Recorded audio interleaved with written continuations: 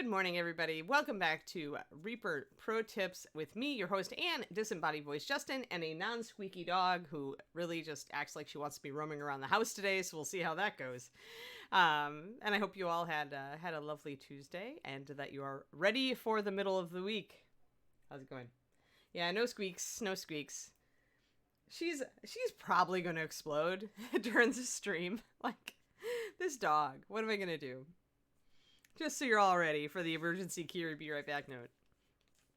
All right, let's see here. Actually, I had taken out the hand on this model and then promptly decided that I didn't want to work on it today. So I am going to put it back in its happy little envelope that keeps it from getting lost, because otherwise it would totally have gotten lost by now.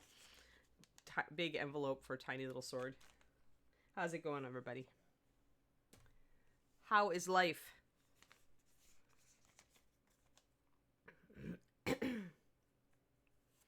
We shall see. We shall see with the Kiri. Yeah, it's hard to watch my back when I'm cleaning up after the Kiri dog. It's always going to make it sad.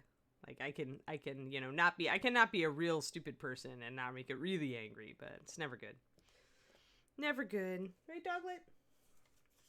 She's just like, I am watching. I didn't totally close the door today. I left it open a crack, and she's watching David through the crack. It's really funny.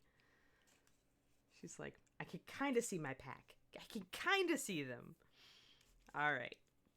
I'm going to work on hair today. I want to do her hair. I'm sick of her hair being like a non-existent thing on this model. So let's see. What warm colors? Nice warm colors we want. Usually I would use 9073, the mystery color that no longer exists. But that means that instead we should use 9430 polished leather, which is a bit more yellow and transparent, but still works for the color. So I try not to use the canceled colors on the show. I don't want to taunt you guys. Hey, Jetta, how's it going? Let's see here. So, guys, I sent my novel query off to my first agent yesterday, just like I said I would.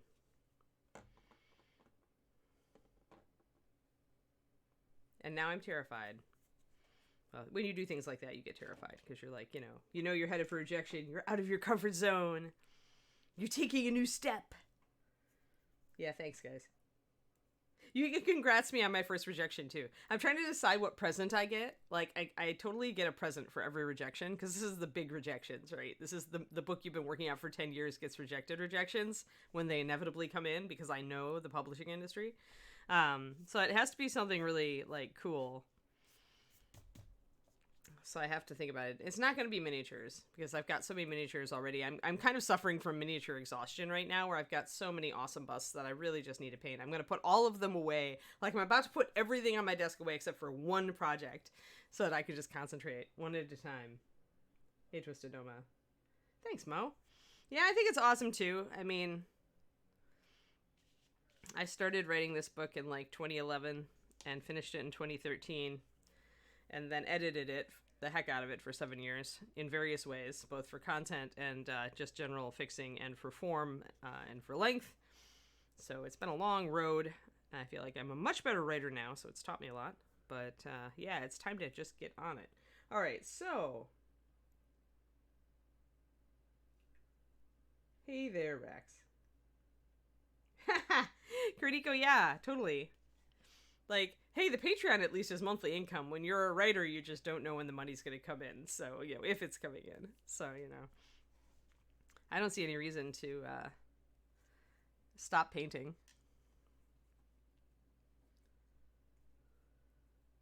Yeah, fingers crossed for a good reply. I would if I had my druthers, what I would really like from these submissions is, sometimes if it's very good, if it's a good enough submission, they'll give you feedback on it.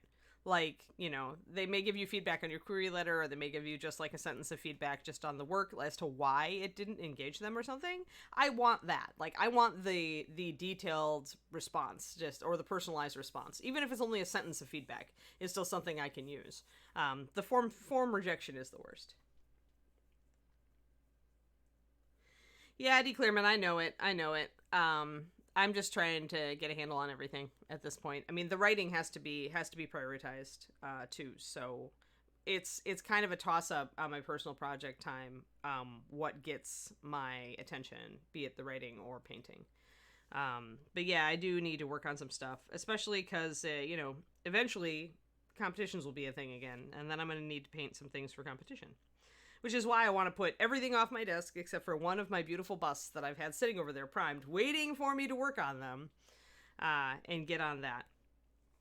So that is my goal. And we got, I don't know, there's some other stuff too. There's just stuff that needs to get ironed out as far as, it's a work in progress. Like, this freelance lifestyle is a work in progress. It's, you're always kind of assessing what's working. Let's see, is that too high? No, I think that's good. All right, so when I'm picking colors here for the hair, I want a good brunette. And since a couple of my colors that I used to use for brunette have gotten kind of canceled, I am reconstructing. So usually I would start with a black and brown, which is, I think, what we started with. And then I'd work it up to a russet. I like to use Harvest followed by Chestnut, but obviously Chestnut is no longer a thing.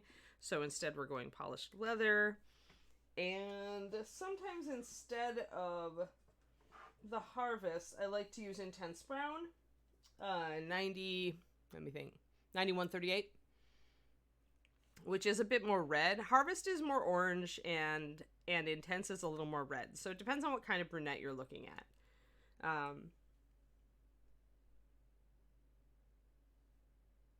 Yeah, Max Styles, I know. Believe me. Okay, I've wanted to be a writer since I was 9. I've read all the writing books. I've read all the everythings. I know darn well that this is a near impossible task. Actually, apparently 1 in 100,000 people in the U.S. do actually succeed in becoming a best-selling author. So, 1 in 100,000 is better than the lottery. I have done everything I can to stack the deck in my favor by working for years to hone my craft so that I can actually be a good writer and not just a writer.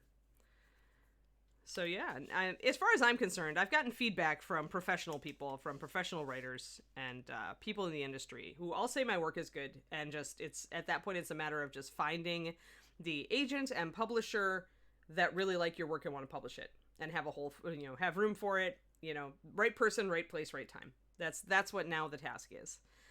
So, alrighty, I'm gonna get some of this stuff out. I think I'm gonna go with Harvest today.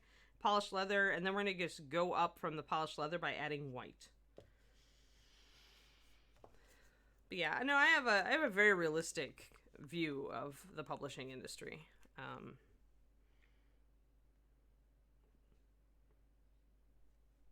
So we shall see. That said, I really do not want to have to, if I don't have to indie publish the book, then I don't want to, because that would essentially mean me taking as much time. I don't think I like the height here. Essentially, indie publishing means taking as much time as I currently work on my Patreon and turning it into writing instead. So then at that point, I've got 2 full-time freelance jobs. That's a bit much for me. So if I can get a traditional publishing gig, I'll go for it. Not that you guys wouldn't help me promote my book and all, because, I have awesome fans of my painting. I know if you liked the book, you would help me promote it. But that said, it's still a lot of work. I did a very expansive set of pros and cons before I started this last edit, comparing indie publishing to traditional. And when it came down to it, much as there were some things in indie publishing that really attracted me, it was just a matter of the vast amount of work that a freelance endeavor takes to get going and keep going, that I was already doing for my painting. So that really was the deal breaker for me. Right, exactly, Jenna, right? That's always what they say, is just finishing a book. Hey there, Yota Beth. Good morning. Yeah, we're talking about writing because I just submitted my first novel to my first agent prospect. So I am a dual talented, and I do painting and I do other creative things. So, but yeah, exactly. Just getting to this point, takes so much cojones and effort. Because unlike mini painting, well, I mean, okay, you can kind of share your writing with people as you're writing, but usually, I don't know, it takes a lot of energy out of me to do that, so I try not to do it. So it's like writing for me is a lot more of a solitary thing than painting. Painting, you can show people your works in progress really easily, you know, and they don't have to take a ton of time to like read it. They can just look at the mini and say, oh yeah, blah, awesome, whatever, keep going. Whereas a novel is a little bit more... Oregon, Wisconsin. I know vaguely where Oregon is. Well, I already have my second book written, and it's now in editing, Twisted, big time editing, because it's a very rough draft. So now all the work that I did on the first one has essentially trained me as to how crappy the second one is. Oh yeah, okay. I knew it. I mean, I went to school in Madison, but you know, when you are in school in Madison, you never get outside of Madison.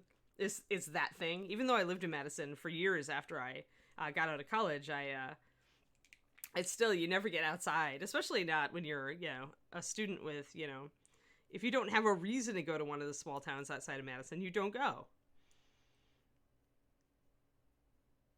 But yes, now I remember. So yeah, book 2 is actually finished and needs much edits now, and that's what I'm working on. And then book 3 is actually started already. So, but I decided I had to seriously finish and polish the other 2, which is good because otherwise I'd have a third rough draft on my hand that was also needing a lot of work. At this point, I think I've improved so much as a writer. My next rough draft is going to be a lot better. I could be wrong about that though. It's like when you think you've leveled up in painting and then you like do a new model, you're like, this is going to be easier because I've leveled up. And then it turns out to take you even more time and you make different mistakes. It's like that. Pia Mandrakar, the first novel, the one that just went out submitted, took at least 25 revisions. I stopped counting. I used to number each chapter as I revised it just to keep an idea how many iterations it was taking me. Toward the end of editing, it was taking me a lot fewer iterations toward the end of the book. So I think I was getting better at editing. But the new book, the second book, which finishes the first series, is just a 2-book series. And then there are extra books that are still set in the world, but with slightly different character casts. But anyway, the second book is very rough. It's just a rough draft at this point. So it has had one read through and now this first edit that I'm in the middle of. So... Oh no. I'm sorry, Nomad Zeke. Hey, thank you for the 13-month sub neural. 13 months, your lucky sub number. It's not your Anna sub-anniversary, but it's the lucky sub-anniversary. I prefer to think of 13 as a lucky number. All right, so let's look at this hair. Let's work on the back because it's easier for you guys to see. And I do need to get my black and brown out too. Yeah, I put a lot of work into this. I mean, I have a writer friend. He's a not yet published, at least not. He writes some stuff for game companies, but who told me pretty much that it was a bad idea to put this much work into my, like, it's not my first book, but it's, you know, one of my first few novels that I wrote. But I've always really believed in this story, and I know this is what I want to write, so I ignored him. We'll now find out whether that was smart or not smart. They say, though, that, you know, just like with painting, with writing, with any creative pursuit, everybody's road is their own. If you look at successful people in any creative field, they will all have made their own road to get there. They will all have, like, you know, done different things to get where they are. It's like, even with entrepreneurs, you know, if you look at entrepreneurs, they all took different roads to where they ended up. So... I'm kind of a believer, just like in painting. This is why I always tell you guys to, you know, if I tell you something, but it doesn't work for you, ignore it. It's like, I'm just telling you to take the same advice I follow in writing and other creative stuff where, you know, if it doesn't work for me, I'm not going to do it. And even if people tell me I'm stupid to go about it a different way, which does happen, or at least, you know, you read something that implies that you're stupid because, you know, people love to shoot off their mouths on the internet. you know, you should just ignore it and keep, if it's worked, if the other way doesn't work for you, experiment until you find your way. All right, so this is where we're running into where Harvest Brown is the right color, but it's also very, very see-through, and you can kind of see that. I added the same amount of water to it as with everything else. Look at how much better these guys cover, though. You can see on the side of the palette, see how much of that one fell off. So Harvest is a really transparent color, and I always forget that because it looks like it's made of oxides, and that means it should cover. But it actually has a lot of just red and yellow pigment in it, which is what gives it its lovely orange color. But it means that if you add the same amount of water, it will not stay really high coverage. So you've got to add a couple extra drops of paint to pull it back.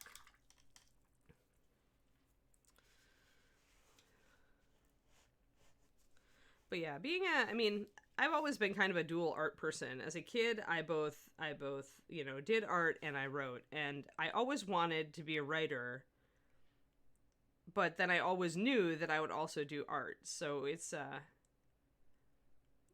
I've got one dream. Notice, by the way, how yellow that polished leather goes when I throw, water into it. And I also added in a little bit of my pure white here. This pure white actually has a little bit of the polished leather in it, and vice versa. I did that to increase the opacity here. I've talked about this before. If you want to get better coverage out of a paint that you really like, add just a tiny dab of white. It will slightly shift the color, but it will increase coverage a lot. And so that's what I did with our polished leather here. As I just threw a little bit of yellow into it, or a little bit of white into it, it went very yellow. PM, I always started about between a 4-to-1 and a 2-to-1. If it's a base coat, it's a 4-to-1. Everything else is mixed to start at a 2-to-1 paint to water, which is quite thin, but that should not surprise you considering all of my layering and highlighting and glazing is done with thin paint. So I always start with that. I just added 2 more drops to that, which means I took it up to a 4-to-1, which is much closer to a base coat. But that's what I feel like I need, especially because we're going over a dark color here. Like, this is like going over black primer. When you go over dark brown or dark green or a really dark blue, you have to think of it as if you're going over black primer with the challenges that are attendant upon that. So if you're using a transparent paint, you either need to use it, pardon me, I've got a hair, you need to use it at a higher strength or do more layers. So, oh yeah, Max Styles, because as you develop your talents and your skills and your eye for what you're looking for, you're necessarily going to see new ways that are actually more efficient than your old way. And then they will work for you more because you have progressed to the point where they will work for you. Like, that's just a part of learning and getting better at your craft, I think.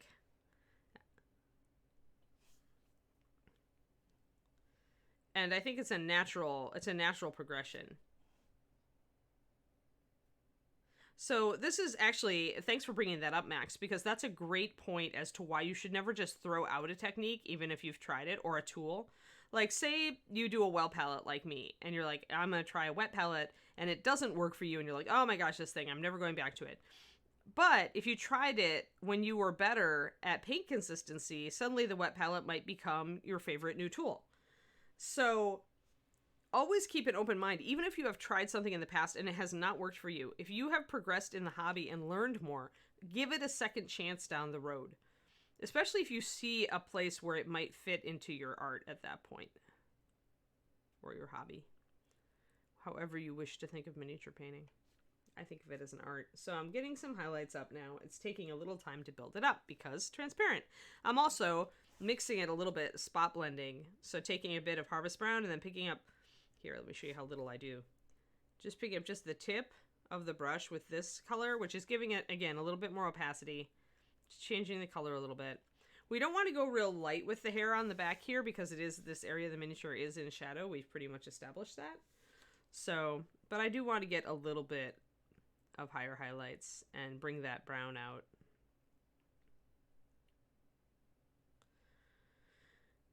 But yeah, I always mix everything at a 2-to-1 ratio starting out unless it's a base coat. So, and I think you'll see that. I'll talk about it from time to time in various videos and various streams. Need to get this little end here kind of highlighted. All right, so now we can see the strands moving on the hair here. We can see that they are somewhat highlighted. I'm going to go up. I like to start with a more orangey brown but I'm going to go up with more golden highlight now. Just a little. I just want a little bit. I won't take the hair up to pure white back here, even though normally you should take hair up to white or pure white. But this is, again, a little bit in shadow back here. So I'm going to just use the polished leather plus white. I'm getting off camera because I'm so close. Here, let's try to stay on camera. And if I get too yellow or too gold, and I lose some of my orangey rich brown, I'll come back and glaze with my Harvest. And at that point, the Harvest will really kind of come into its own because it loves to glaze because it's a more transparent paint. Now, when you're highlighting hair, you're highlighting mostly to bring out large clumps of hair. And this hair is sculpted very much, not strands. Like these are obviously locks of hair. You know, the scale is too small to sculpt individual strands. At least on this model, Bobby has chosen to sculpt it more like masses of hair, which I think is a smart thing. The only sculptor I ever saw who really did good fine strands on 28mm hair was Werner. Most other sculptors will go for will tackle it in locks and pieces of hair rather than strands, because let's face it, at this scale, that's the correct way to do it.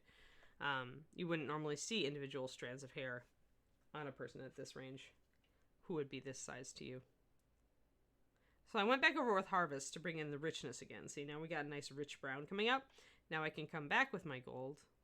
So what we're doing here then is we're highlighting and then we're glazing, and then we're highlighting and then maybe we're glazing, and then maybe we're highlighting one more time. And what this will do is just bring up layers of the richness of the color, because as we put down this polished leather, which is kind of a golden brown, which is a little bit lighter, and then we put that Harvest over the top, the Harvest like comes out a lot more strongly because it's got a light base coat instead of a dark base coat when I glaze it over this golden color. So what that does is it makes it easier to see that rich brown that is the Harvest color. And then when you highlight again, you can see how rich that color is now. And that's purely because I've been going over with this polished leather and then glazing my Harvest brown over the top. Hey, Dirt Diver, how's it going? Good morning. We're working on some brunette hair. Just because I was sick of seeing this model with no hair. I am going to go up to the near white for just a little touch, just to see. That might be a little bit too much. Yeah, see how too much that is? Like you can see, it just looks like 2 dots. It's not looking good. So now I'm going to take my polished leather, and I'm going to try to kind of spread that out a little bit, which helped, but it's still not great. So I'm going to take my Harvest brown. Again, you don't panic. If there's a light color down, that's not a big deal. It's easy to take your browns and kind of knock that color down if you've made that mistake of just putting on a dot highlight that doesn't blend in or do anything useful. So glazing some Harvest brown over the top of this does take down that highlight and make it more manageable. I still have a little bit of a dot effect there that I don't like, so I'm going to grab some polished leather.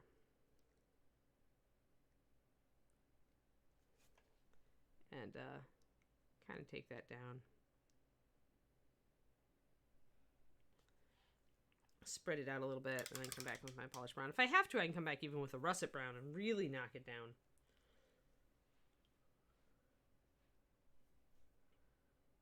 I am doing okay today. I'm afraid that my dog may explode in a little bit, but other than that, it's an okay day.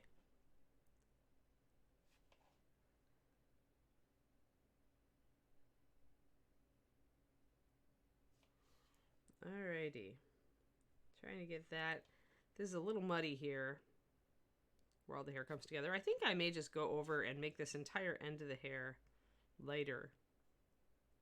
The light from the front will be passing through the hair here. It's called transmitted light. So chances are this is going to be a little bit lighter anyway at the tail end of the hair. And that will allow me to kind of blend in these strands that are all converging upon that tail end area.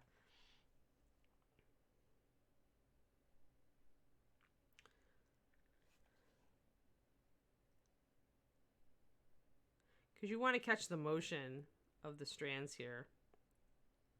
Everything is kind of coming into this last bit of hair, like so.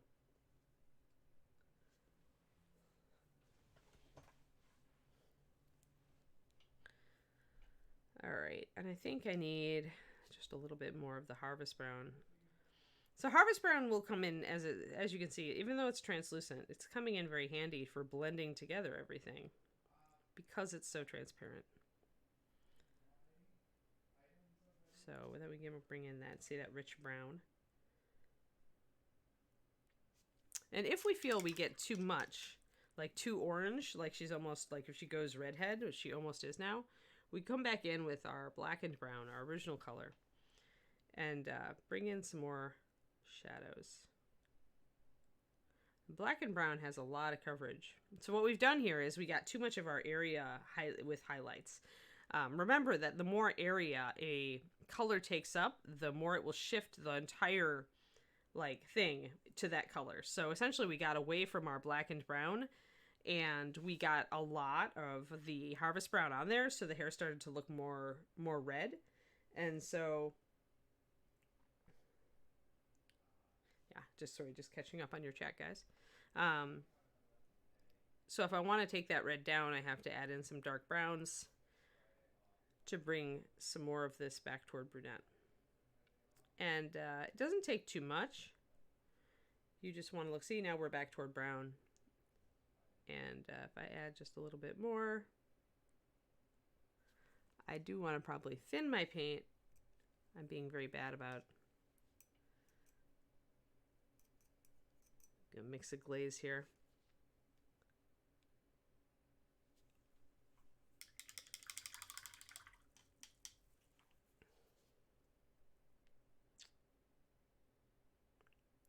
So I got a little bit heavy on the harvest, so I'm glazing with russet brown, which is kind of a burnt umber color, and that's going to take our hair right back down. Now, using orangey highlights on this is not a bad idea because, again, we're using some bluish color, and so the orange and the blue will go well together. The other thing is that orange and purple are part of a secondary triad. So purple, green, and orange, you know, are on the color wheel. They're the secondary triad. The primary triad is red, blue, and yellow. So orange and purple always work together. So using an orangey highlight is not a bad idea. Now what I need to do, what this taught me from trying to use that light highlight before, is that my light highlight is too thick. That's why I got those strong dots that didn't blend in. So I'm going to load a bunch more water into it until it's more like a 2-to-1 water to paint. Because if I want to put a stronger highlight back here, I've got to really thin it down. And putting a stronger highlight back here, we don't want to go like super strong, but it'll wipe out more of this orange in favor of more of a golden color, which will again take down the orangey effect. We do have to be really consistent on how our highlights are going.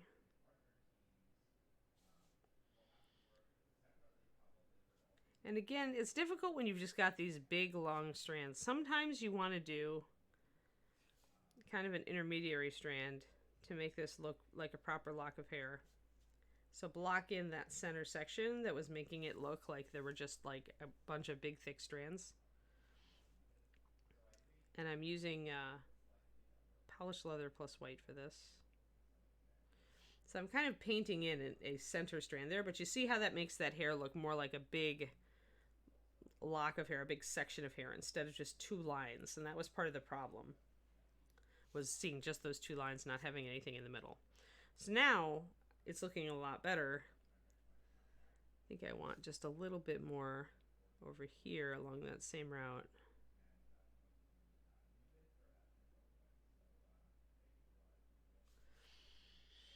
There we go.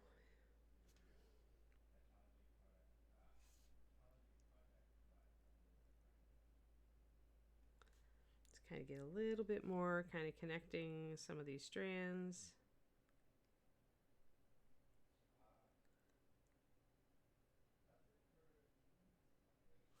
Kind of bringing it all the way down, see, so I can get this motion of this hair going all the way down to the end. So just a little touch of that highlight there, like tracing down to there. brings out the nice color we have here and the nice motion of the sculpt. And you can go too strong with this, but I kind of want to straight, yeah, I want to definitely see that, so. Yeah, Pendrake, we probably aren't going to be working on her in the future, so I wanted to get in work on her this week. Reaper asked me to essentially create a schedule so that they can promote it in advance, and so what's going to happen is I'm going to make like a 6 or 7 model rotation. And because she's not a standard, like, in-print model, she won't be part of the rotation. So I thought I would get a lot of work done on her so that people could at least see her get to this point this week. I'll start the new rotation next week. That will mean that we are going to be putting some new models into the rotation. So I had to look at where I was. There we go. That's nice. Now we can see the light coming down there. A little bit. There. So again, light source in line. But yeah, this lady won't be in it. I think I'm going to keep Gemstone Dragon around, but I don't think he's going to be in a regular rotation. I may make him part of the regular rotation as we get closer to Bones 5 coming out. But right now I think I'm going to keep Sphinx in. And I'll take Duelist out because she's almost done anyway. I think I'll keep Rock Troll in. He's almost done, but we can still, like, there's still more to do on him. So we'll keep Rock Troll in. He'll probably be the first model that we actually finish on the new format. And then I've got a bunch of character models that are cool. I've got a Catfolk. I've got something we can do plaid on, stuff like that. So I'm choosing my new models for the stream, and we'll start that next week. And you guys, then, if you are following us on social media and everything, where did my purple go? You should be able to... What was I using, guys? For this? Oh, yeah, I was using Eldritch. You should be able to look at our social media and see what I'm going to be working on at that point. Pardon me while I reach to get my purple. I need to touch up the hem of her coat.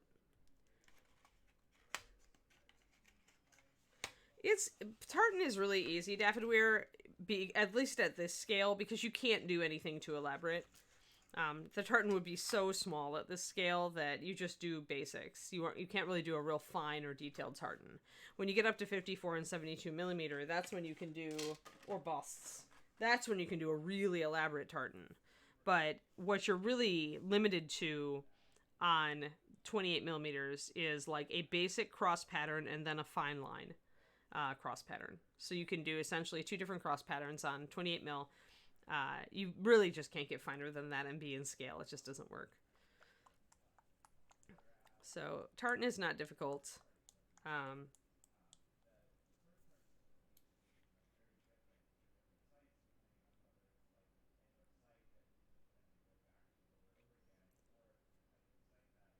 Oh, yeah, Pendrake. Well, Julie did confirm that it was a vulture, I think. Or yeah, it was a cobra and a vulture. When she came on stream, I asked. That was what she thought she remembered.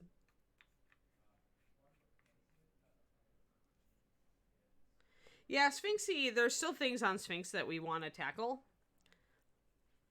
Like her wings and some of the, highlighting on the jewelry and all that stuff. So, got my purple. That's pretty much what's determining what I drop out. Like, what is determining what I drop out and what stays in is how much more can I teach on it, and is it in print? Because I'm dropping the dead guy on the throne out because he's he's a special edition miniature, and likewise with Captain Fairweather here, she'll be dropped out. But the Sphinx is in rotation, and I want to keep a monster in if I can, so that there's a monster day in my 5 or 6 day rotation.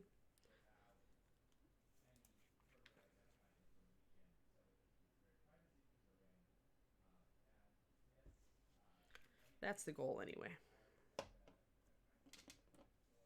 we'll see how this new thing works. It means I can't just paint what I feel like anymore, which isn't, you know, like, sad. Because, you know, I like just walking into the room in the morning and going, what do I feel like working on today? What do I feel like teaching? So, instead I have to plan what I'm teaching in advance. Or at least plan the model.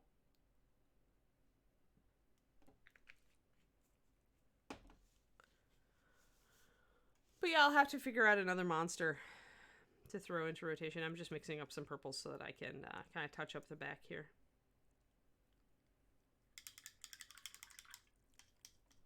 But yeah, Sphinx will stand. Gemstone Dragon will drop out for now, and we'll come back as Bones 5 gets closer. Like I said, I did order a bunch of models from Reaper of different humanoid adventuring subjects. So that's chosen with an eye toward, you know, oh, this would be different, or I could use a different skin tone on this, or, you know, stuff like that.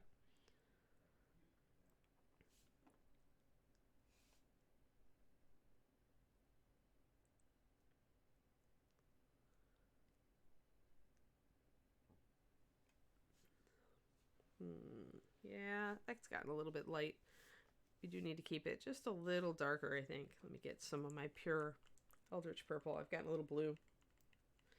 Yeah, I could do an owlbear. I mean, ogres are so... Ogres are like giants, though. Like, it's really like why ogre? Like, got it, Kaz? Like, it's like, why would I do an ogre? Like, what is it about ogres that would make it different from doing, like, big muscle masses on rock troll and fire giant? Because to me, it's the same thing. It's just a different color. Hello, Miniatures Den. With your sneaky little raid. Not little. Sneaky, not little raid. Hello, everybody. I'm Anne.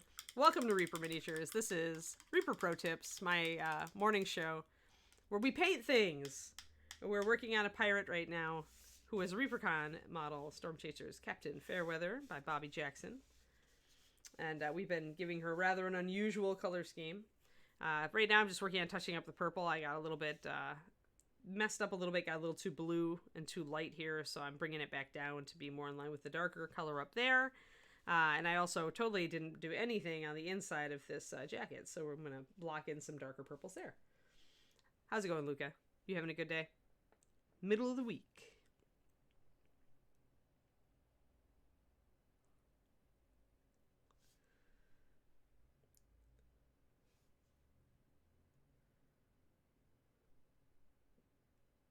Oh, I got a sub and I forgot to say thank you. Hold on, who is it? Who is it? Ah, somebody subbed us for 2 months. Ah!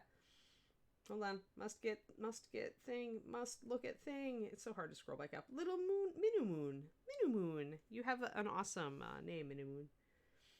Resting up before the show later. Yeah, that's right. You are on our thing. Awesome. Alrighty, just dabbing in some purple color. You can see it. I don't want it very light because it's in shadow. Hello. Minu Moon is just fun to say. I like cute names. I have a definite liking for cuteness, so, you know. There we are.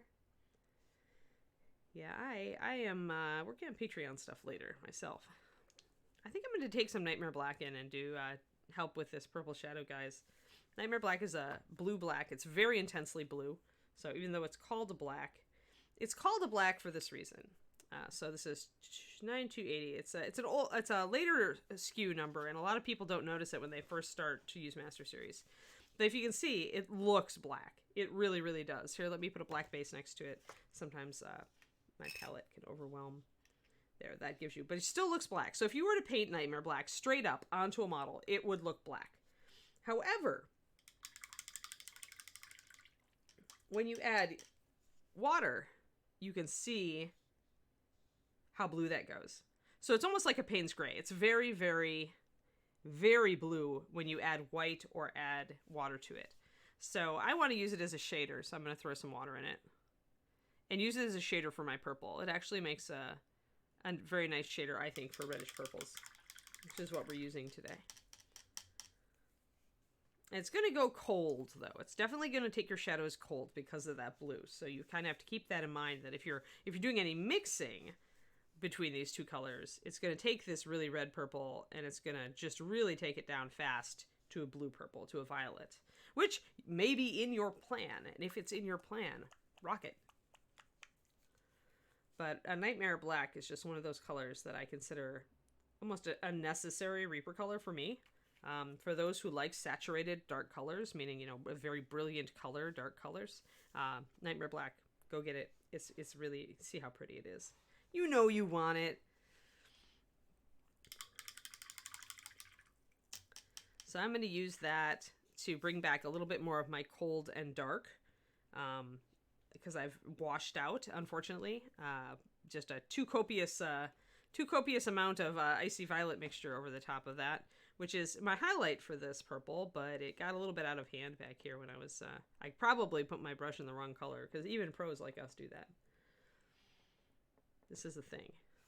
So I'm going to glaze, I think, with my Eldritch Purple, which is my very bright red purple here. So we'll build a nice glaze over here. Colored water. This is too strong. This is more like a wash. Drop some more water in it. Master Series thins really well for this sort of thing and stays in solution. You can see that it is not separating. This is one of the strengths with our paint line. And so we'll just glaze, do a quick spot glaze over the front top of this. And if I see it pooling anywhere, I'm going to pull it off. Because you never want your glaze to pool. It will dry weird. Trust us. That was a pretty even coat though, so I don't see any puddling. Except over here. So I'll pull that off with my brush. When you are trying to pull excess fluid off of a glaze too, always try to wick it from the edge. You don't want to make accidental brush strokes in the middle of everything. Then I'm going to grab my Nightmare. And actually, while it is still wet, I'm going to bring in a little bit of shadow here. To really see how that really darkens it down there. It's a pretty, pretty color. Makes a pretty color. I need to use these colors on more things, obviously. So this is kind of a sneaky way to kind of do a spot wet blend when you've got a bit of a glaze that hasn't quite set up yet on your surface, and you decide to wet blend in a little bit of shadow or something. It can work actually quite well. There, I think I need more shadow here. I'm bringing some of that and some of my reddish purple. Might lose a little bit of my highlight, but that's all right. I can bring it back. No, that's pretty good, actually. It's not too bad. There we go. So my style is a lot less, has less punch to it than Luca's. I'm a more naturalistic painter, and I always kind of have been. This one actually has a fair amount of pop, with the blue highlighting and purple and all that. She's gotten a little bit weird, but usually I'm a more naturalistic painter. Although here, for those of people from Miniatures 10 who have not seen the other things we've been working on, let me grab. Oh, I dropped a card onto my dog. Hopefully it didn't wake her up. So this is the Sphinx we've been working on. So she's also, I guess I'm getting more poppy with my highlights because her hair definitely has those poppy highlights. So this is Miss Sphinx. So she's got wings we're going to be working on, and we were starting to work on her stonework the other day. So, oh yeah, everybody, I love the Sphinxy too. Hold on, let me put Miss Captain down here and grab Rock Troll.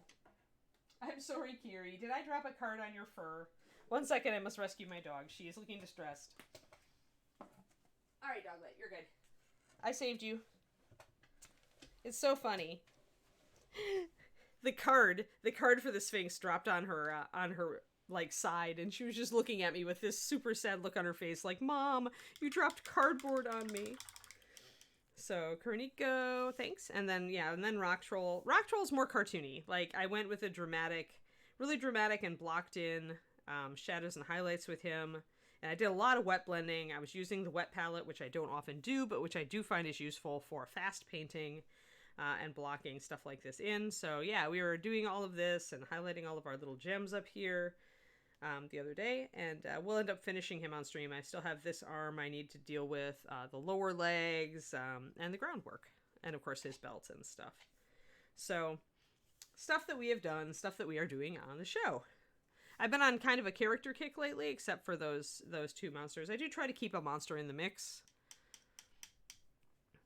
Although I try to avoid doing things like dragons because they take a long time. And people get bored because it's endless scales. Alrighty. What do we got? Oh yeah, hair. We'll go back to hair. Now that I've kind of corrected that coat and I feel, I still need to get a little bit more vibrant on it though. You can see it. It's just a little bit washed out.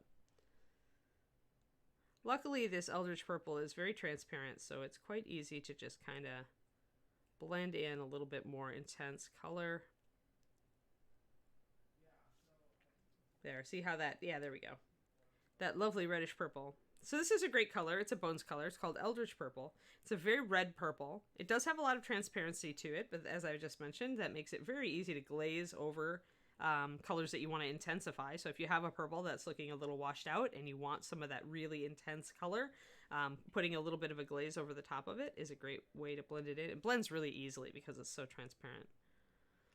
I am a firm believer that transparency in a paint is not a downside but an upside because I paint a lot with very thin colors.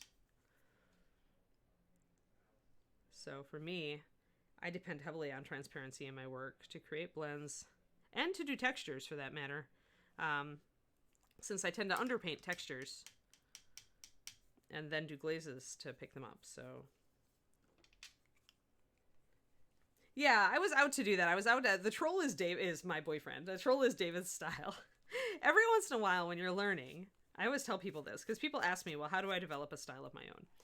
And I always say, try to copy your favorite painters. Like, set out to kind of look at your favorite painters. Like, find a good picture of a model they've painted, a model that you can get your hands on, and then get that picture in front of you and set out to copy what they've done.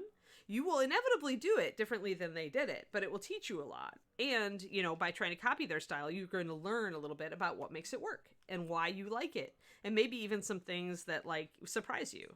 So that's a great way not only to learn things and become a better painter, but to develop your own style. Because as you try other people's styles, you will slowly learn really what speaks to you, what type of painting you really love, you know. And so that'll help you kind of solidify a style. And chances are your style will not be a lot like, unless you're just looking at one person. Like David's style is very similar, say, to Sergio's, because Sergio is David's favorite painter, David being my boyfriend. So David's style is very similar to Sergio, but it's not dead on. It's never dead on. Like, I used to, back when I started competing, there was this mindset in the painting community where some of the high-end painters would not share their techniques because they felt like they were giving away secrets. And I was like, dude, you could hold the brush for people and they still wouldn't be able to paint exactly like you. Everybody's an individual. I mean, David loves Sergio's painting style. He owns several Sergio models so that he could study them to get better. But David's painting style is still less saturated than Sergio's and different in a couple of different ways. You know, the way his light sourcing works is a little bit different, stuff like that. So it's never a matter of, you know, like, you're not going to end up a carbon copy of your favorite painter. But you are going to integrate some elements of their style that you really like into your work. And some people may be able to spot and say, oh, your work looks a lot like so-and-so's. And, you know, you could say, oh yeah, he was a huge influence on me. You know, that's what writers and musicians and everything, when they say so-and-so was a huge influence on me, that's what they set out to do. They set out to analyze some of their favorite, you know, artists, and they ended up with a style themselves that had some things in common with that person, but not a ton. So now we're using our Icy Violet. I'm just bringing up the color here a little bit.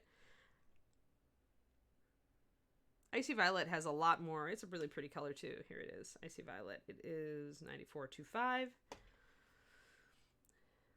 I'll probably shade it with a bit of this Nightmare Black to get it down colder here and back. Most of my light is coming from frontal, just a little bit reflected.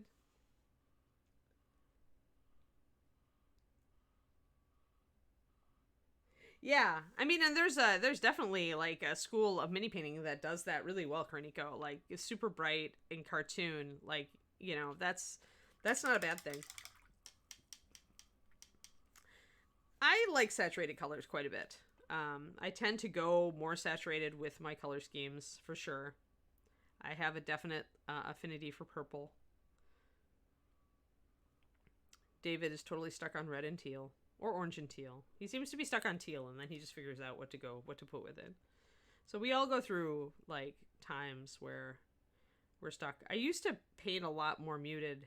There was a time in my development when I did. And then you change it up.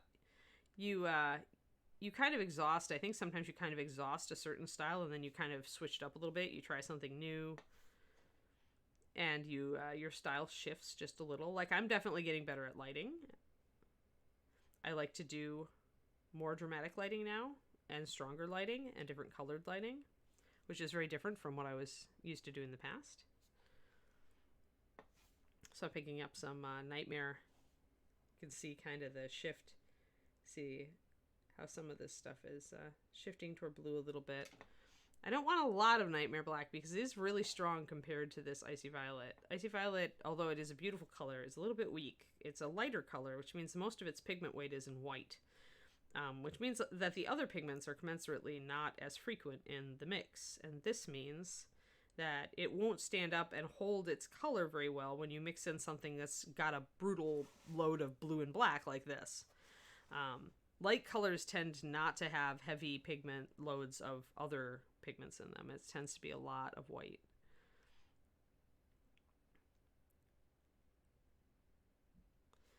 I'm getting that. That's getting better. But yeah, and if you don't like, I mean, normally you develop a style that you enjoy. I mean, that's kind of the point, really. If you're forcing yourself to do a style that isn't you, stop it.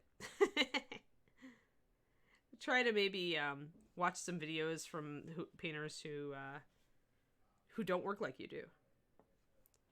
Like, every once in a while, we were actually talking about this earlier on the stream, but at different points in your painting process, you're going to get more value out of different tools. So, like, when I first started, I hated the wet palette, and I got very, very accustomed to the well palette.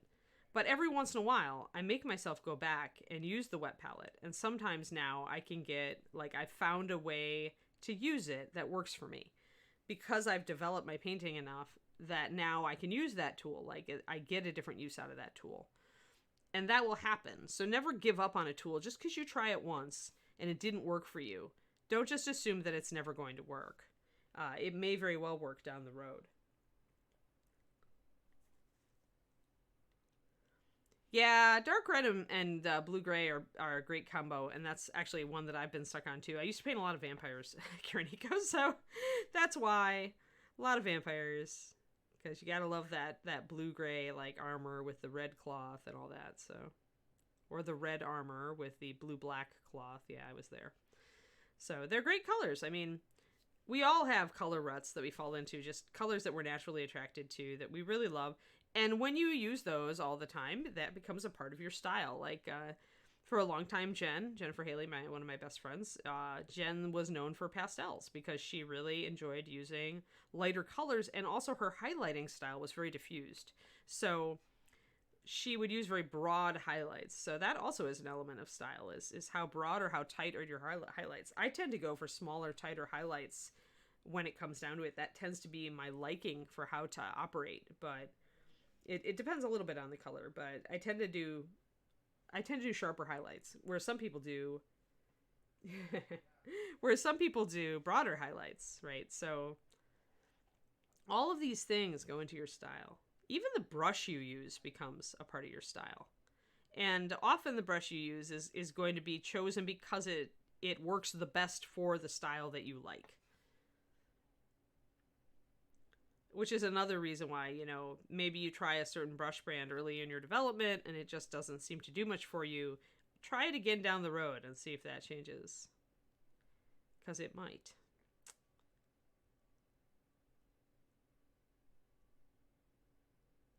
Alrighty.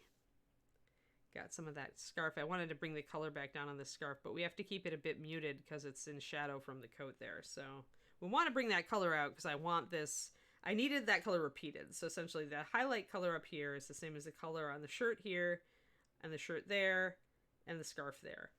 So I wanted to kind of go down a color composition, repeating a color more than once on the model, and you want it to move across the model from top to bottom or bottom to top. You want to repeat it if it's a strong color. So yeah, so I've got this to the point where I think we could probably do some freehand on it next time.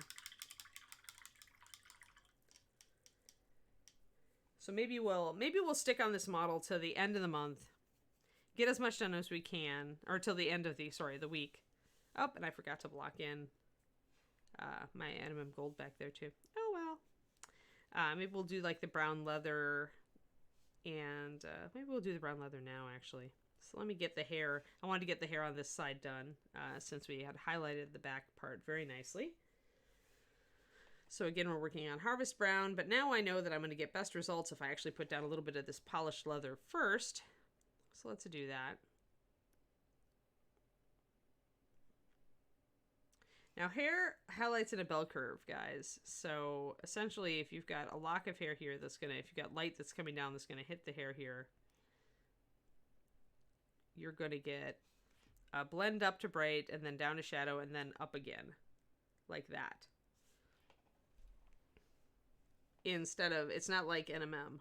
Like, I love the Sergio quote. I always use this, but he always says, you could paint hair like NMM and it would look great, but it would be wrong. So I don't. I paint it the way that light naturally goes through hair, and what light does is it goes up and down. It definitely goes in a bell curve smoothly from highlight to shadow. The reason that hair doesn't have a strong cutoff, because with metal, if you recall, you have a bright highlight with a dark shadow under it usually, and then an under reflection. So with hair though, hair is translucent, so light is passing through hair, and that's why it doesn't have a highlight with a dark shadow underneath it. For that dark shadow to be like right underneath it, the hair would have to be opaque. It would have to be letting no light through it, just like metal.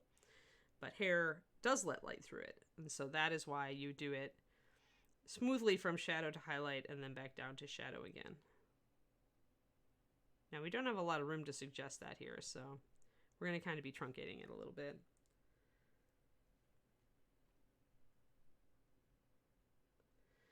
I'm probably not going to do the sword on this. I think we're just going to run out of time, Kariniko.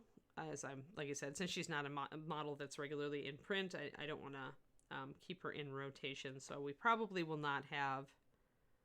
I probably won't finish her on stream. I may do the eyes tomorrow, though, because I'm going to use a darker color to do the eyes because they're in shadow, and that'll be different.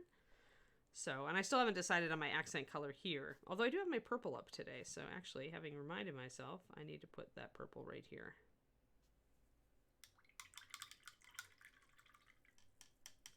But yeah, her sword is just a straight saber. It's not too different, and I've got plenty of models coming up on my rotation that also have swords, so...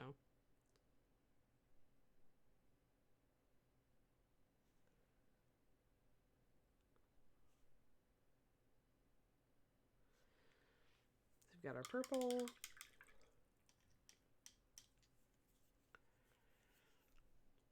Yeah, mostly I want to get this model like close to, closer to done. All of these models will either they're either going to go to Reaper or I'll sell them on my Patreon. So it's kind of like I'll probably do about a 50-50 split depending on, what Ron might need a copy of or what he already has painted. I need a little bit of white at this point. My other white has yellow in it, but I need to bring up that highlight. Though I like her, now that we've got this blocked in to be actually blue down here, I'm seeing the color across the whole model better. I like her. Yeah, we're coming along. I need to work on that feather too. I want to put a pattern on it or something that is going to make it different. The other thing that I could do is I could introduce whatever accent color I introduce here and here, I could introduce also on the feather. We haven't really made that call yet about the accent color. But I'm highly likely to go for an orange, especially since I've gone rather orangey on the hair here. An orangey or an orange leather. Yeah, still thinking. Accent color's hard on this model because I've already got a pretty complicated highlighting purple with blue and all that has given us a color scheme that we can go wrong with very easily. How about that? That is one of the problems with Icy Violet is that because it is rather an odd color, you have to really get your color theory in a row as you look for what colors and accent colors you want to use alongside of it. Sit, stay. Sit, stay. While I mix up this white paint.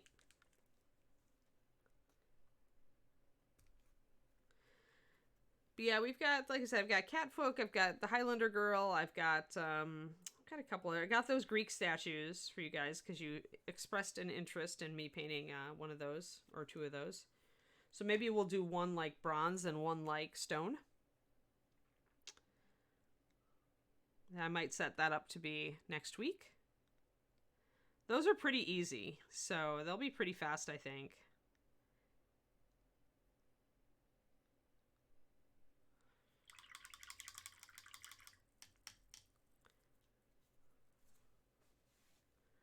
Alrighty. Let me get that white. I want to put just a little bit because we're back in the front of the model, so we're going to get a little bit of a harder highlight here. And mix it in with a little bit of this. I just want a little bit of a harder highlight on this little dagger. The smaller of a surface you paint, the more you need to emphasize your highlights to really pick up that area. The sharper you need to get your highlights, in my experience. There we go. That's nicer. Bronze is just colors. I mean, it's color choices. So go and look at bronze statues, and you will find that the metallic, to go the metallic route is super easy. We have a color called Old Bronze that's perfect.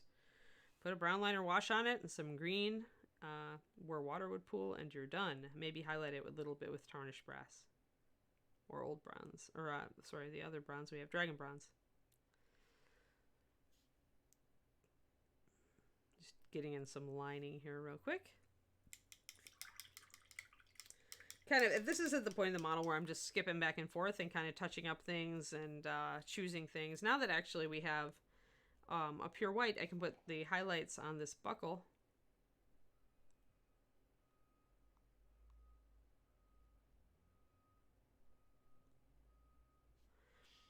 Which will help bring it out a little bit more. I need shadows too.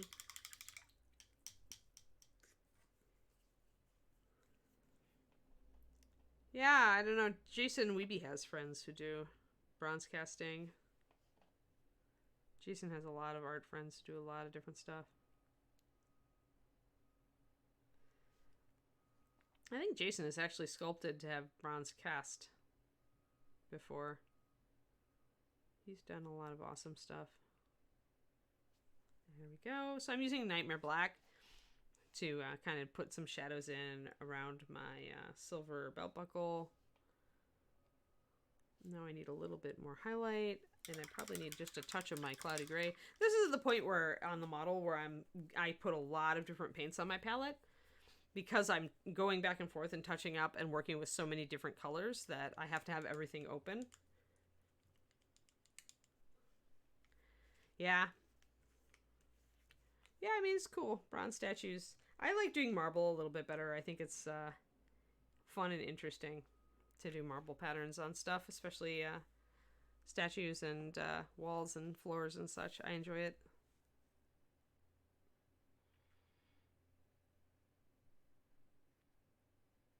Alright, got my silver color back up now. Just a little bit. We put a little bit of the icy violet in it the other day. Just to add a little bit of color to your gray when you're doing NMM. Which model are you painting as a bronze statue? Is it a character model, Muses?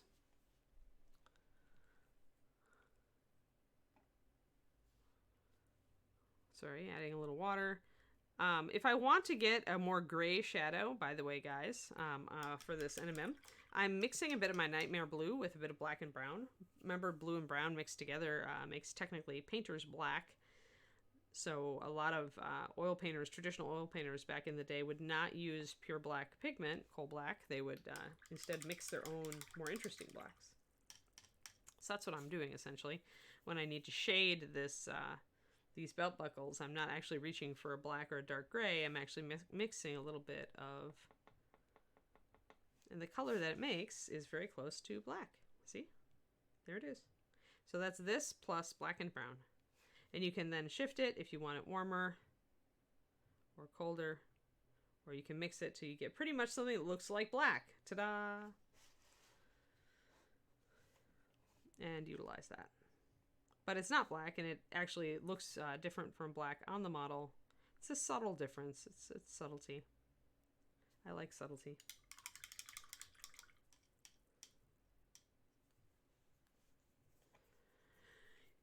Bronze is cool. I mean, it is kind of boring to put it on a big model. But for a statue, it makes sense, especially for a fairly detailed statue, because then you've got a lot of different shadows and highlights you can play with. Putting a little bit of an under reflection down in the lower part of that belt buckle now.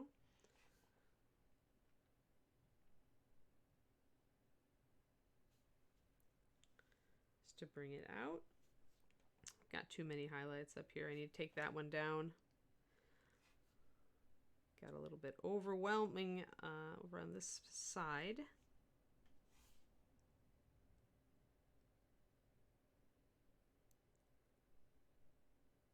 Kind of blocking it out, put it in again.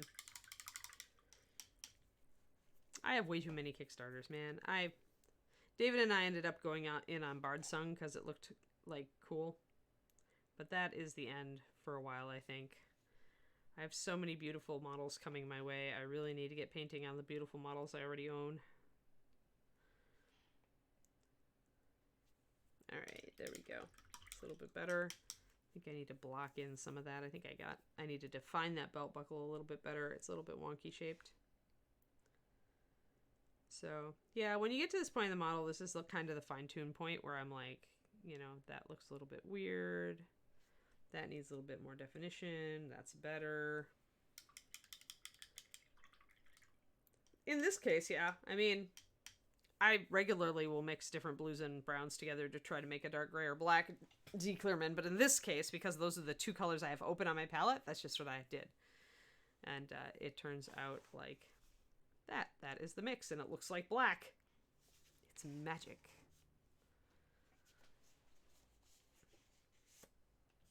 But it's a more interesting black than using pure black. So another one I used to use all the time is blue liner and brown liner mixed together. But I think that if you want a higher coverage fake black, that Nightmare Black and black and brown are a good mix. Because both those colors have intrinsically more coverage. Let's see. Let's go back and get the rest of this purple coat. Just the backdrop here. Paint some more purple in there, just so it comes up as something. I want it to be close to black. I just want a little bit of something in there.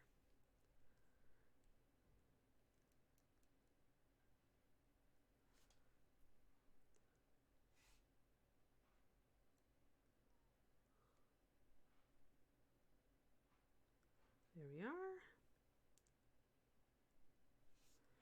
So that gives us a little bit there. Now we can see the folds underneath there. Good. Now it's obvious that we painted it. That's what we want. We don't want to leave anything like black primer. It's just not done. All right, so hair is coming up there. I keep getting distracted and dodging back and forth on this model.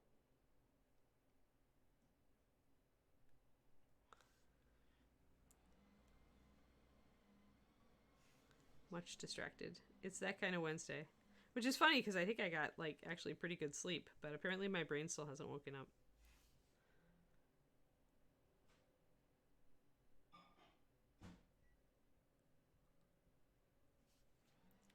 Get some of those strands coming out on her hair. Decided I did not want to go blonde with her, even though I think her concept art is blonde and also blue in jacket. She's got a primary color scheme, I think, on concept art.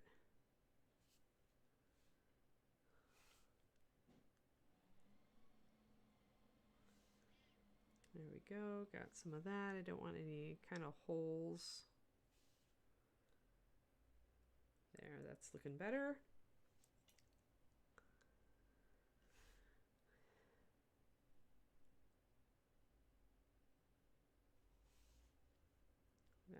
pretty okay.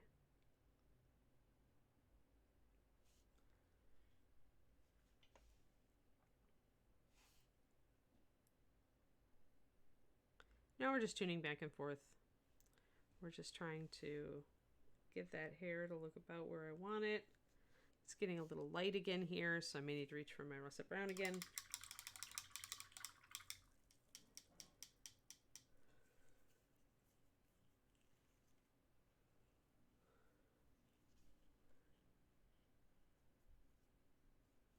Yeah. Yeah. Yeah, there's so many good models out there now. It's just not fair. We all need more money to spend on these people.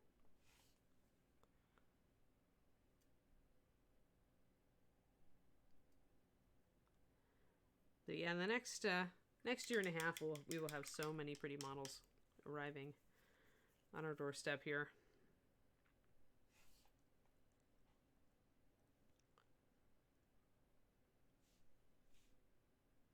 That's a little bit better.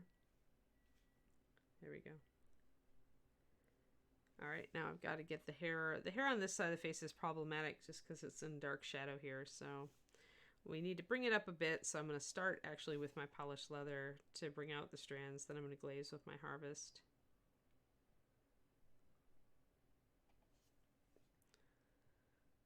And see if I have to knock it down.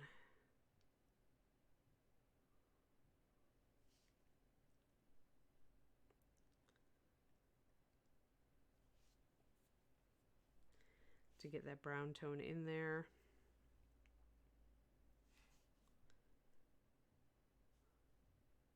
Get a little bit of that hair around her face.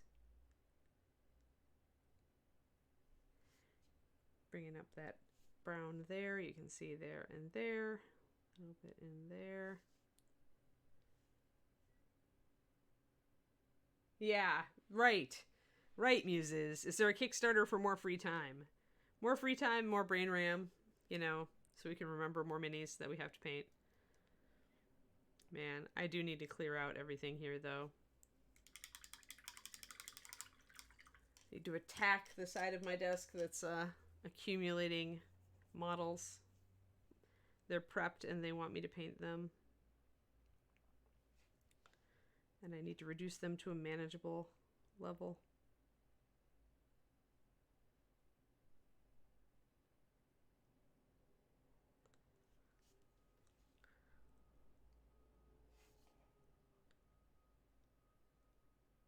Bring in some more brown there. It's looking okay. Now I just need to pick out strands. She has hair coming down in front too. That's difficult. This piece of hair down here is really difficult.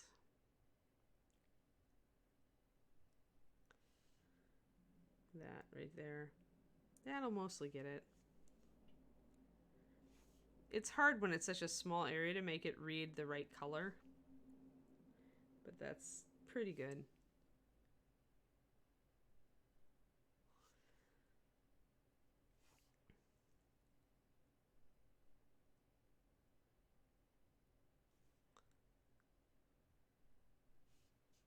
There we go. A little bit. Yeah. That's good. All right, now I need to highlight that area right there. So I'm going to grab my really light highlight and get some of these strands kind of picked out.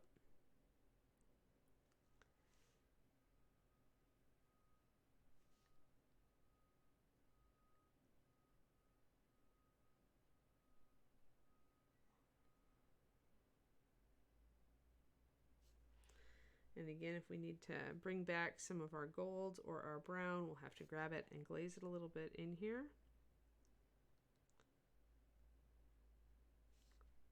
There we go. Just a little touch of glaze can make a big difference. There we are. Yeah. That's pretty much pretty good there. I think I need a little bit more highlight out here because it's going to be hitting the light when it gets out there. And I think I need to hit a little bit right here. I've got a little bit of a chunky sculpt there. So I'm going to go back in with my black and brown and kind of get that working.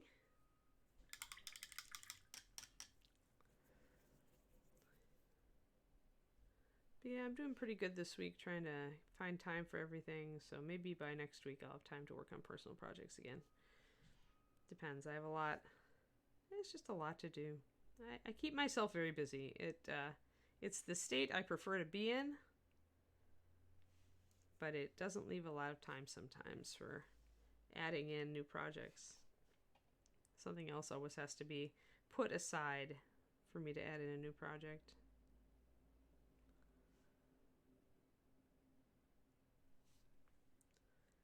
That's a little better. A little bit more of this top strand of hair here should be getting some more light, so I'm going to be adding that.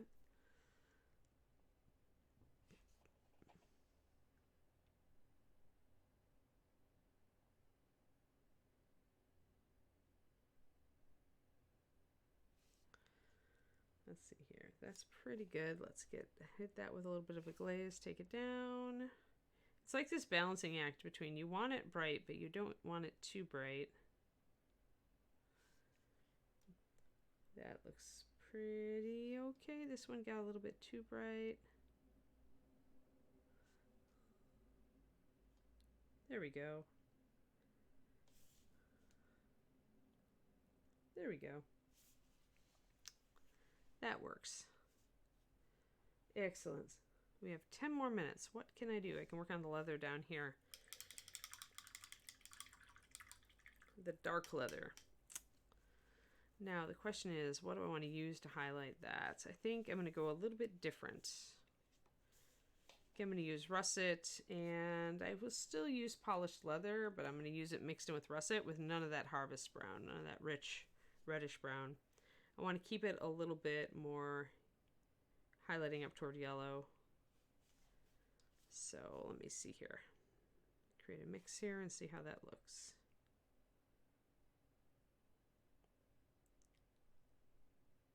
Got a lot of folds, leather folds in these boots,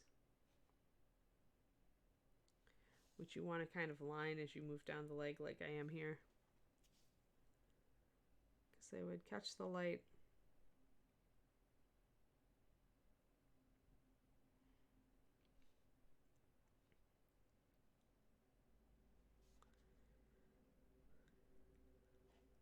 So it's not going to be as rich and reddish as this hair is. So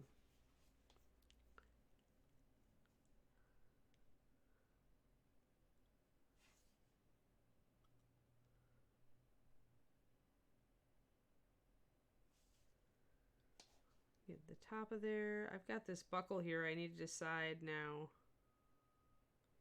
what I'm going to do. Her boots have a lot of different sections of leather on them.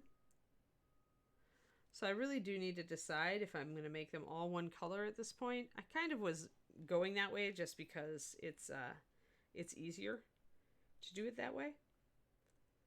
Even with all these different sections. In reality, you could paint her really snazzily with, like, you know, maybe cream colored boots and little black buckle insets and things. But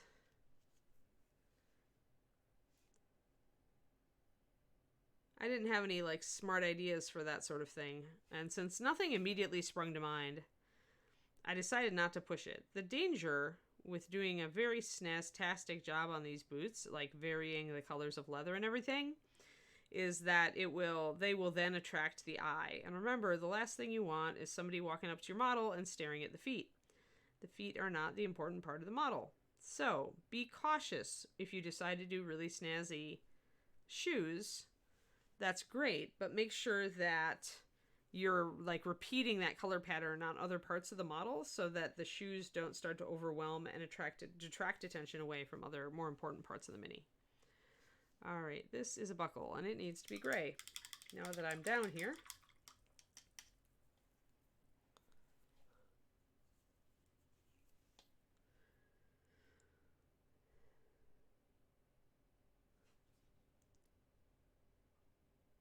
The little tongue of the buckle is here.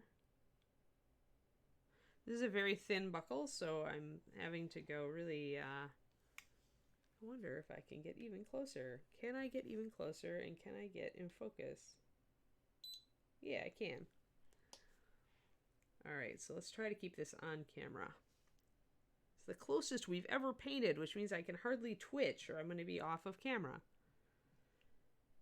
I can see it so much better up on the screen than I can see it on my, like right in front of me with my reading glasses. Like I think I would need a 5 times magnification reading glasses. You can see how the sharp tip on this brush really works for you though on this sort of thing. So I got a little bit off on the top there, but I'll go up and fix that. So we mostly got it. We only blurfed once. So can be fine work. You want to brush with a nice tip that's gonna like really let the paint come off of it like this. I was actually using it flattened, as you can see, to get that edge going on. Yeah, we'll go back.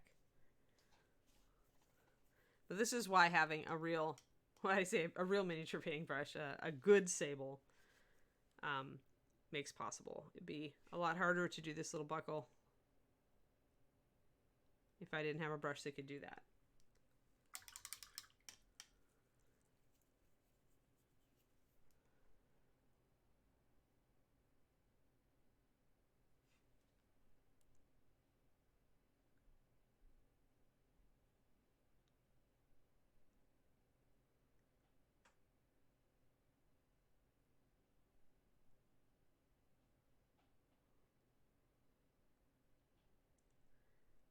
Now we're just trying to pop some highlights in here.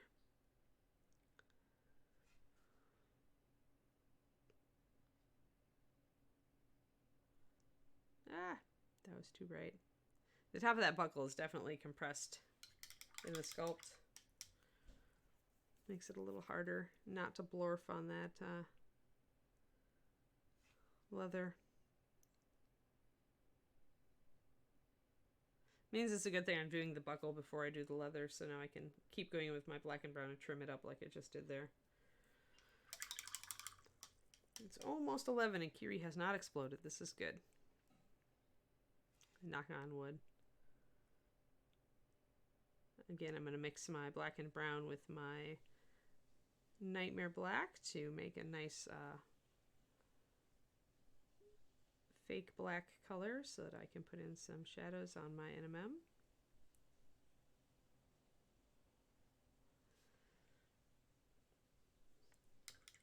When you got little buckles like this, it really is just picking out a couple of highlights and a couple of shadows. You really don't have the room to do any more than that, so don't overthink it.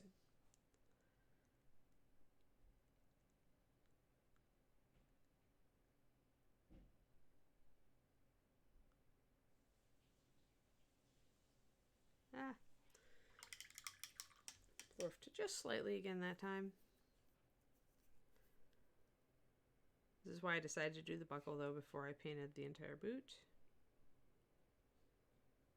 There. One buckle accomplished. More or less.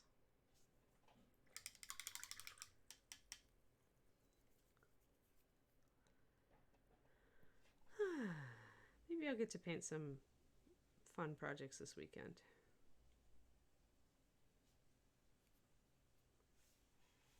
And now we've got another little buckle over here. Going the opposite direction.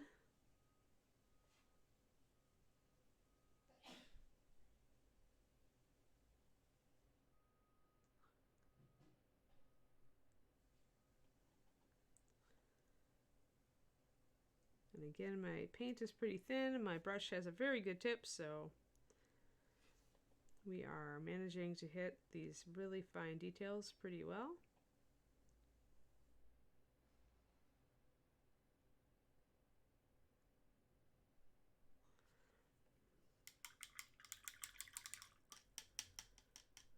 She's looking quite nice. Ah! I didn't paint the gun barrel either.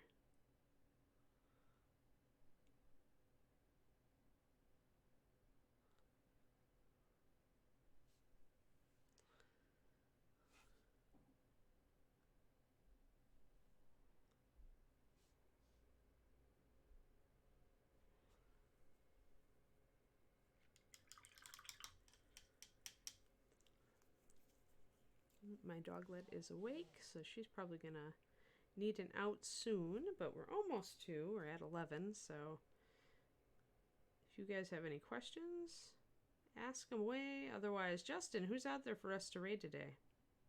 It's a great question. Hold on a second.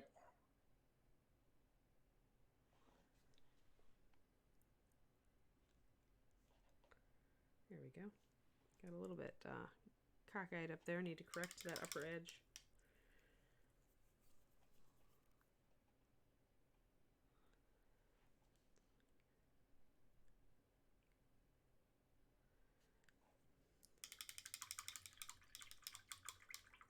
Here we are. Yeah, so We next time, have tomorrow we'll do Dices. eyes. You got Dices? Yeah, let's go over and say hi to Dices. How about that, you guys?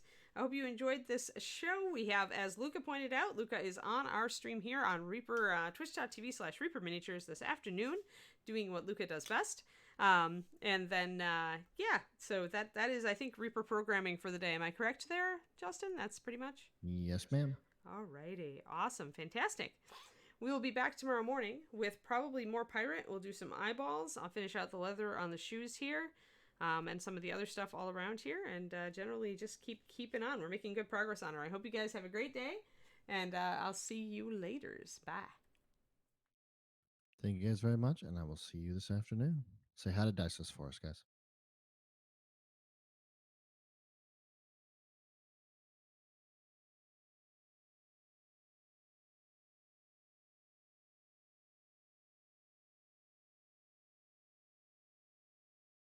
Oh, yeah, we did.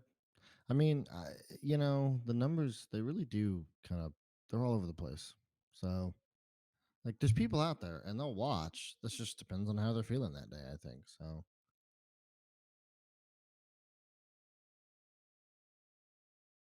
right.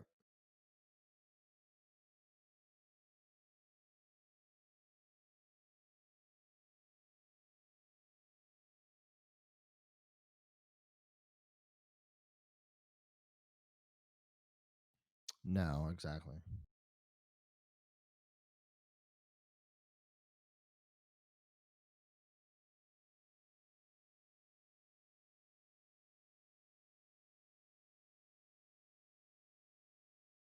And Twitch is definitely like it's a roller coaster for sure.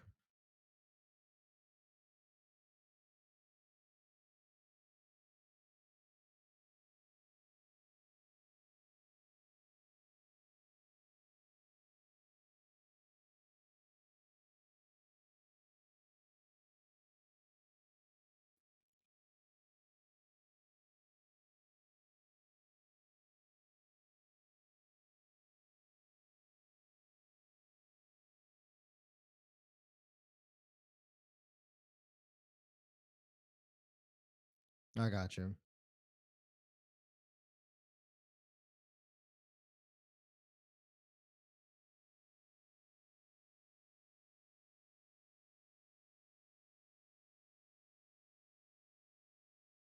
All right, that works for me.